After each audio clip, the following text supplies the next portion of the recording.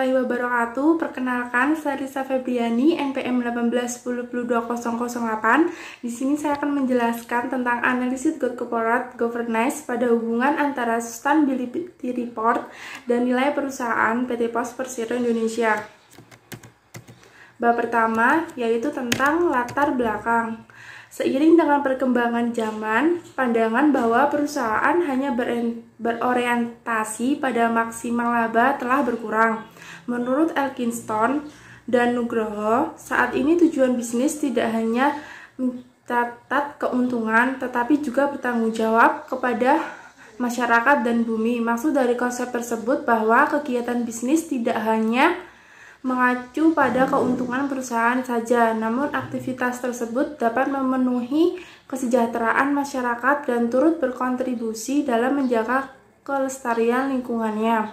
Sebagai tanggung jawab kepada stakeholder internal ataupun eksternal mengenai kinerja organisasi dalam mewujudkan tujuan pembangunan berkelanjutan, pengungkapan laporan sustainability report meliputi pengungkapan ekonomi, pengungkapan sosial, dan lingkungan. Manfaat dari sustainability report adalah dapat membantu membangun ketertarikan pemegang saham. Identifikasi masalah yang pertama, apakah terdapat hubungan sustainability report dengan nilai perusahaan? Yang kedua, apakah terdapat hubungan good corporate governance, terdapat sustainability report dan nilai perusahaan? Dan yang ketiga, apakah terdapat hubungan good corporate governance?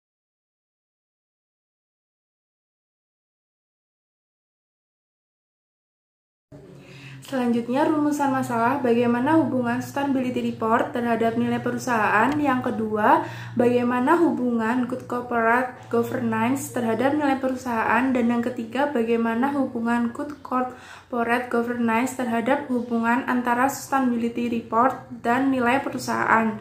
Tujuan penelitian untuk memberikan bukti empiris sustainability report terhadap nilai perusahaan. Dan yang kedua, untuk membuktikan empiris good corporate governance terhadap nilai perusahaan. Dan yang ketiga, untuk memberikan bukti empiris good governance terhadap hubungan antara sustainability report dan nilai perusahaan.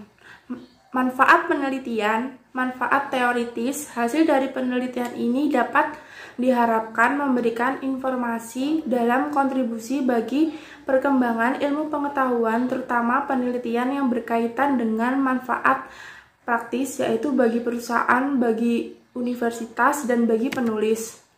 Bab kedua, landasan teori.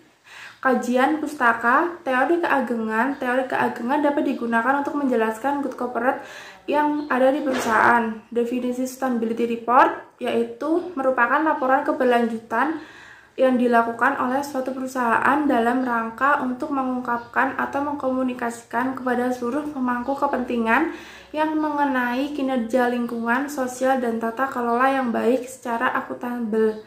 Yang ketiga, definisi good corporate governance yaitu menurut FCGI, good corporate governance adalah seperangkat peraturan yang mempunyai hubungan antara pemegang saham dengan perusahaan, pihak kreditur, pemerintah, dan para pemegang kepentingan internal dan eksternal.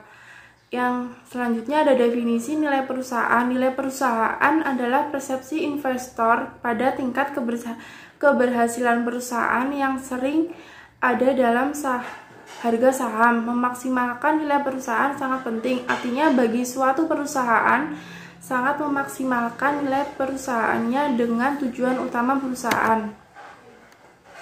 Kerangka teoritis, hubungan good corporate governance terhadap kinerja keuangan dengan nilai perusahaan. Hasil penelitian tersebut menunjukkan bahwa good corporate governance mempunyai hubungan antara kinerja keuangan dengan nilai perusahaan. Perusahaan yang memiliki GCG yang baik akan memberikan banyak informasi kepada para investor sehingga dapat digunakan untuk pengambilan keputusan dan akan direspon positif oleh mereka sehingga dapat meningkatkan nilai perusahaan. PT Pos Indonesia merupakan suatu badan usaha milik negara atau BUMN yang bergerak di bidang layanan pos.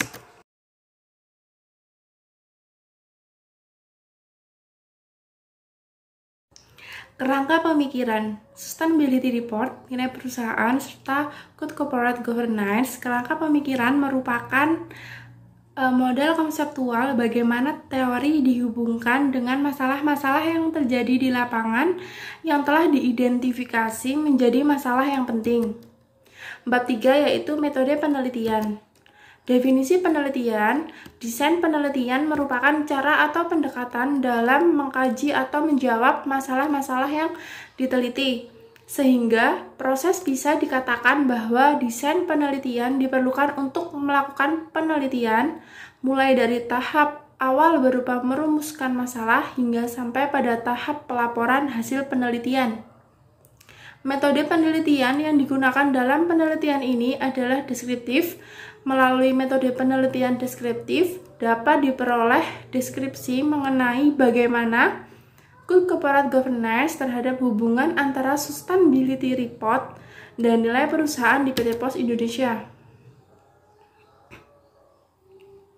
Fokus penelitian. Fokus penelitian ini sesuai dengan permasalahan yang akan diteliti, yaitu penelitian ini dilakukan untuk menganalisis bagaimana Good Corporate Governance pada hubungan antara Sustainability Report dan nilai perusahaan.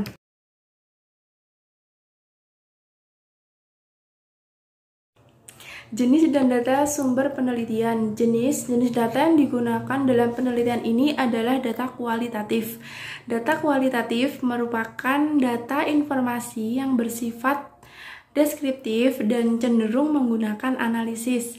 Sumber data sekunder yaitu sumber data penelitian yang diperoleh atau dikumpulkan oleh orang yang melakukan penelitian dari sumber-sumber yang telah ada.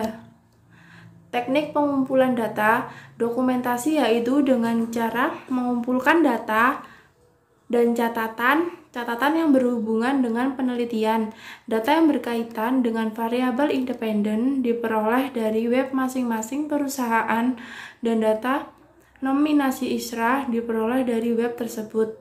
Data laporan tahunan yang berkaitan dengan variabel moderating diperoleh dari web masing-masing perusahaan. Teknik keabsahan data. Teknik keabsahan data yang dilakukan untuk membuktikan dan menguji data yang diperoleh. Teknik keabsahan data yang digunakan adalah triangulasi metode. Triangulasi metode dilakukan dengan cara metode pengumpulan data. Hal tersebut dilakukan untuk memperoleh kebenaran informasi yang handal dan gambaran yang utuh, serta untuk menggali data sejenis. Peneliti menggunakan data sekunder. Teknik analisis data, analisis regresi berganda digunakan oleh peneliti. Bila peneliti bermaksud meramalkan bagaimana keadaan atau naik turunnya suatu variabel dependen, bila dua atau lebih variabel dependen sebagai faktor prediktor dimanipulasi, dinaik atau turunkan nilainya. Jadi, analisis regresi ganda akan dilakukan bila jumlah variabel independennya minimal 2. Analisis regresi berganda dalam penelitian ini digunakan untuk mengetahui GCK terhadap pengaruh SR terhadap nilai perusahaan. Sekian presentasi dari saya. Wabillahi taufiq wal hidayah.